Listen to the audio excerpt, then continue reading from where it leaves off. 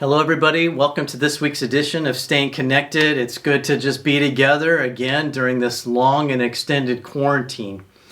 Today, we're really privileged to hear from Tim and Janelle Buchanan. They're going to share very honestly and openly about some of the expectations that they had for themselves, for each other, as they were going into this quarantine time, about what they thought they might do or not do, and yet how many of those things have been turned upside down. And in the midst of that, understanding God's grace when those expectations weren't quite as I thought. Also want to let you know, before we hear from Tim and Janelle, that we've been having conversations here and doing some planning for the time that we get to reopen someday as a church. Now, we understand that maybe still be weeks and weeks away, but we're putting together a plan that we feel like will be really solid for what it'll look like when we can gather together as a congregation, what it'll look like in the sanctuary with spacing and cleaning issues and sanitation and all of those things. And we're doing all of this with the understanding that we just want to keep our congregation safe. We do it out of a heart of love. And it's out of our love for our church family that we want to do the right thing. And so when the order comes down that we can finally reopen, we're going to do so when we deem that we've got all of the steps in place that are necessary in order for us to be safe and to be able to come together and worship the Lord. So let's listen to Tim and Janelle today as they share from the bottom of their hearts. God bless you. Hey everyone, great to be here with you. So it's been a couple months now that we've been in this situation. And when the lockdown started, I'm not sure about you guys, but I know for me, I had a lot of big visions of what I was going to do with that change in lifestyle and how things were going to be different and how my life was going to improve. And I came across an article this week in The Onion, which is, if you don't know, it's like satire news website, so none of their articles are real. But the title for this one just caught my eye, and I thought it pretty much perfectly summed up where we're at. So the title was, "Man Not Sure Why He Thought Most Psychologically Taxing Situation of His Life Would Be the Thing That Makes Him More Productive." So that's pretty much where I'm at. Yeah, I had a lot of big pictures for what was going to happen during quarantine. And how about you? What kind of things did you think you were going to be able to accomplish? Mm-hmm. Yeah, I had this this vision of really looking at this time as an opportunity to really grow and develop our family. But the way that came out was I created a daily schedule, literally hour by hour, for our boys and for our family, and really wanting to have this be an enriching time, where we had outside time and academic time and arts and crafts and just a lot of expectations, implementing a daily amazing family devotion, and really looking at how can we be healthy, cooking more together, maybe even a little exercise. I had a lot of expectations for myself personally, all that while also telecommuting to work, continuing to work full-time from home in a field that requires me to have kind of a confidential and quiet area to be meeting with people in. So Yeah, and so how have those gone for you, those goals? Yeah, they changed quickly as kind of some of the reality set in. What were some of the things that you were hoping to accomplish? So my visions were slightly less altruistic than yours. They mostly had to do with me. And I thought this was going to be a great time for me to get up early and exercise in the morning, and I was going to start eating healthier, and I was going to read a bunch of books, and I was going to watch some classic movies that I know I should have seen by now, and I was going to journal a bunch and kind of record the riveting history of the family in lockdown for our future generations to read. Mm-hmm. And yeah, I'm in the same boat with you. I didn't do most of those things. I went on a couple runs. I did go on a couple runs, but that's about as far as I got with any of that. Mm-hmm. So yeah, that's kind of where we've been, is in recognizing that while we had a lot of big pictures in our head of what this season was going to look like, and having to sort of now a couple months in, face the reality that it is not at all what we thought it was going to be, and we haven't been able to do a lot of things that we thought we were going to be able to do. So for you, what's it feel like to have some of those visions and ideas go unrealized? Well, I kind of laugh at myself now.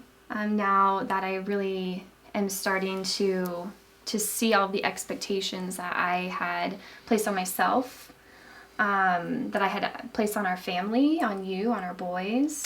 And so in my darker moments, it feels a lot like failure. And it feels like I don't have much to offer because I'm not meeting my own expectations. In my not so dark times, it feels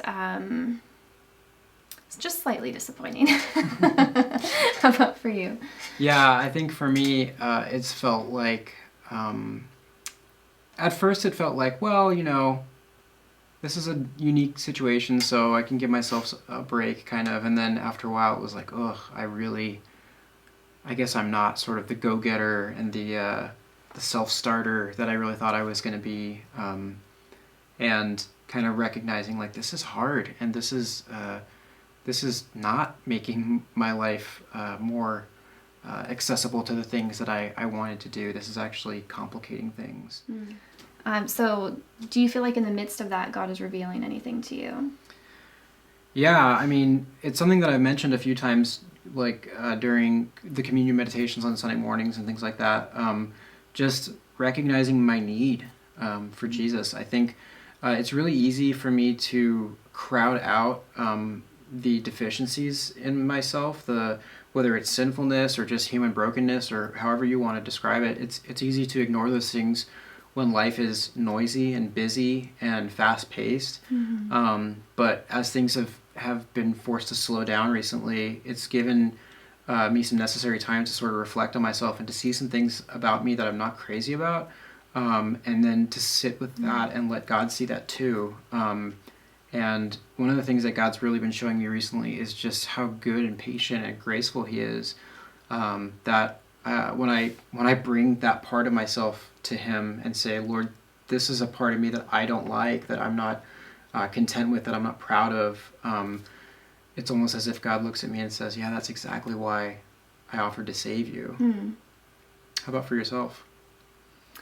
I think I'm in the same boat as you, in the sense that when I submit my own expectations to Him, and when I really go to Him, He reminds me of His grace. And as a result, He reminds me of my identity. That really flows from that grace that He has. And recognizing that a lot of these expectations that I had of myself or of our family were not necessarily born out of the identity that He's given me, but rather the identity that I maybe try to put on, or the identity that I give myself. And so that grace has been something that I've really been holding on to and really needing to hold on to. Yeah, it's kind of a strange mercy that God offers us when He forces us to look at ourselves sort of, without our makeup on, kind of like, and says, hey, you need to look at this and sort of see who you really are. And it just reminds me of, like in 2 Corinthians 12, when Scripture says, for He said to me, my grace is sufficient for you, that my power is made perfect in weakness. Therefore, I will boast all the more gladly about my weakness, so that Christ's power may rest on me. And it just reminds me that, like, if we were only ever permitted to, like, be our best selves, we would never see the parts of us that God's grace is so primed to cover. Right. So it's been a really painful and frustrating but rich experience of God's grace, and recognizing that that I need Him and He comes through. Yeah, I think for me, those times when I recognize, oh my goodness, like I'm losing patience with my boys again, God, I need you. Or, okay, God, I am trying to do this meeting over here, but I can hear my boys playing in the background and I want to be playing with them. or I hear them arguing in the background, and I'm really thankful that I'm on my meeting call and you get to deal with it. But it's when I recognize that in those moments that I actually tend to feel more free. And that's the grace that he's allowed for me when I submit to him. Yeah. So as we're sharing some of this stuff, it's possible that you're doing great and everything is just solid for you right now and none of this resonates. And if that's the case, hey, God bless you. We're grateful.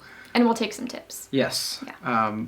But if you're anything like us, or if you've had a similar experience to us, perhaps this season has been one that's at least in part defined by unmet expectations and visions that you had for yourself that have gone unrealized, or an understanding of who you are that is being thrown sideways or attacked. And it's in those times that we find that we are met with the true presence of Christ and his grace and his willingness to say, it is for that person, it is for the broken person, it is for the incomplete person, it is for the person who's not capable of living up to their own standards that I have come to die. So I'd like to leave you guys just with an exhortation of encouragement, and it says, sorry, we're going to need to cut that. An exhortation is encouragement. Nobody knows that except for you. I know that. Okay. So what you can't see is how many takes we've had.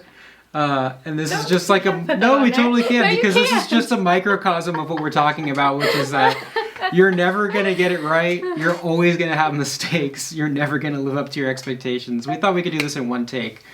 But anyways, why don't you go ahead and close this out? All right.